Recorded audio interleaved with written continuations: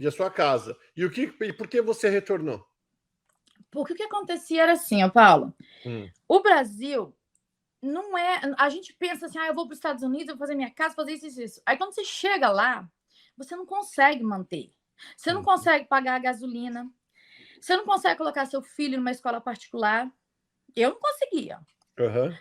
E trabalhava pra caramba. E a minha loja foi roubada umas 2, 3 vezes. Nossa, assim, o ladrão roubaram a minha loja, que era uma lojinha de presente. Então foi a época que saiu aquele BlackBerry, sabe? Porque eu fui na época que deu aquela crise imobiliária aqui. 2009. Então eu cheguei no Brasil, o dólar tava muito bom, chegou a 1,57. Então eu falei assim, eu vou me especializar e vou vender PlayStation 2, o BlackBerry, e eu vou ganhar um dinheiro bom nisso, né? Só que o dólar variava demais e era muito visado. Então, assim, teve gente que quebrou, vidraça e roubou. Uau. E aí eu falei, não, eu vou colocar grade na frente e vou fechar a porta dos fundos. Era alugado o lugar, né? A minha casa era minha mesmo, né? Mas onde eu tinha a lojinha era alugado. Daí eu conversei com a proprietária, ela falou, não, pode fechar.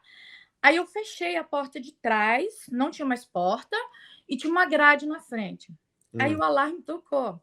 Cara, o ladrão, ele entrou pelo teto, caiu dentro da loja. Só que sabe aquelas lojas antigas? Não sei como é que é onde você vê, mas lá eles fazem aquele monte de loja uma do lado da outra, assim, tudo alto, assim, uns 6, 7 metros, aqueles ventiladorzão lá.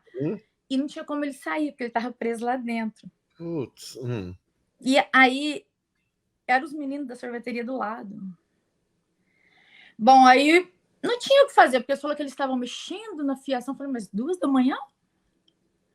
Aí eu falava assim, eu até brincava com meu pai, falava assim, pai, eu me sinto aqui no Brasil como um cachorro brincando com o rabo. Eu compro mercadoria, eu vendo, eu pago as contas, eu vou ter que repor, às vezes está mais caro.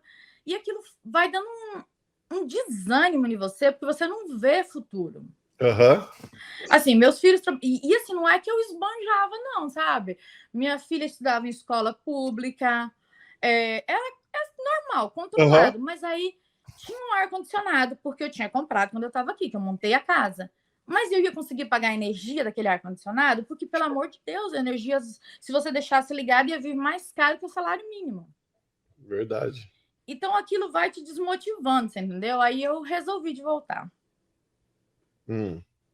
E aí você voltou e seus filhos já tinham...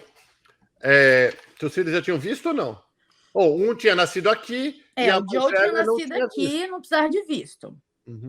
E a Larissa não tinha visto. Entendi. Bom, eu não vou em nenhuma igreja, tá? Mas eu acredito em Deus. Então, eu ajoelhei e eu falei, meu Deus, se nos Estados Unidos for o meu lugar, eu quero que o Senhor prepara. Porque parece que eu não saio do lugar aqui. Eu me sentia fora de lugar. Aí eu falei assim, a única coisa que eu tenho é a minha casa. Eu vou vender. Aí eu falei com a minha mãe, falei com meu pai, e a minha irmã tinha voltado da França, que ela morava na França, tinha tido um câncer, né? E ela tinha voltado. Aí eu falei assim, vamos para os Estados Unidos? Ela falou, eu não tenho como ir. Falei, vamos, que eu vou vender minha casa e vou arrumar visto para todo mundo, nós vamos. Aí a minha mãe olhou para mim e falou assim, eu quero saber como você vai conseguir o visto.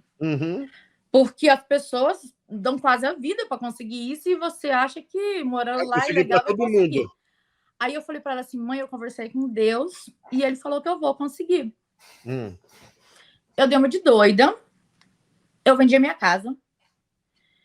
Eu vendi a minha loja, troquei nos terrenos e juntei tudo a minha mudança e fui pro sítio. Meus pais tinham um sítio, né?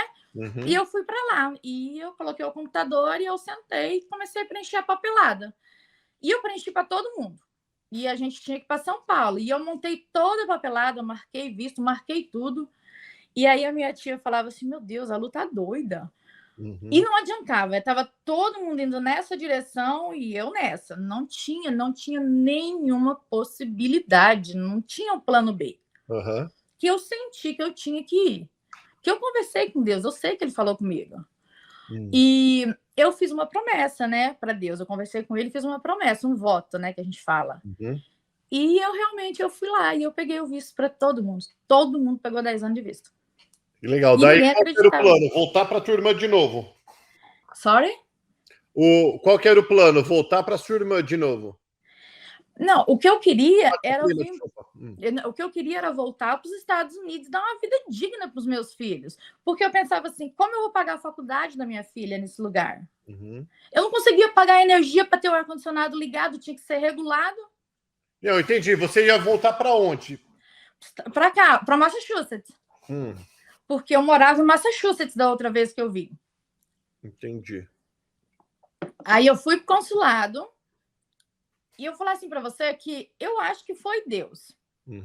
Porque eu tinha um filho americano, eu tinha ficado legal aqui quase 5 anos. Eu fui overstay, né? Eu passei o prazo e eu fui lá e assim, sabe? Eles praticamente me fizeram 2, 3 perguntas para onde que eu queria ir. Eu falei, eu quero ir para Disney, levar minha filha e meu sobrinho e a minha família inteira. Só que eu não coloquei o Joe. Eu nunca registrei o Joe no Brasil. Porque como ele tinha o passaporte válido americano ainda, eu não registrei. E foi só isso que eles me perguntaram. E chegou o visto 2 semanas depois em casa. E assim, todo mundo olhava para mim e falava, não acredito. Eu falava assim, eu falei para você, eu senti que eu tinha que ir, né? Mas também, se não der certo, não tinha outra opção, entendeu? Entendi. Aí você, quem que veio com você de novo? Em 2009? Daí, isso foi em 2012 que eu voltei. Eu fiquei no Brasil, eu gastei tudo que eu levei. E ainda devia no cartão de crédito, que eu tive que pagar depois que eu cheguei também, viu? Porque as pessoas, acho que não é só eu, né? Muita gente que volta para o Brasil acaba com o mesmo problema que eu tive, sabe?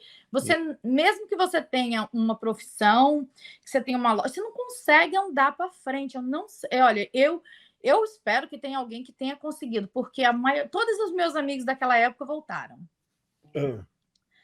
Bom, aí eu voltei, eu trouxe minha filha, meu filho, minha irmã, meu sobrinho e eu.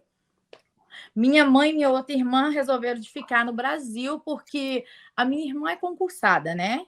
Mas elas vêm passear, né? E aí você chegou, todo mundo menor, e você?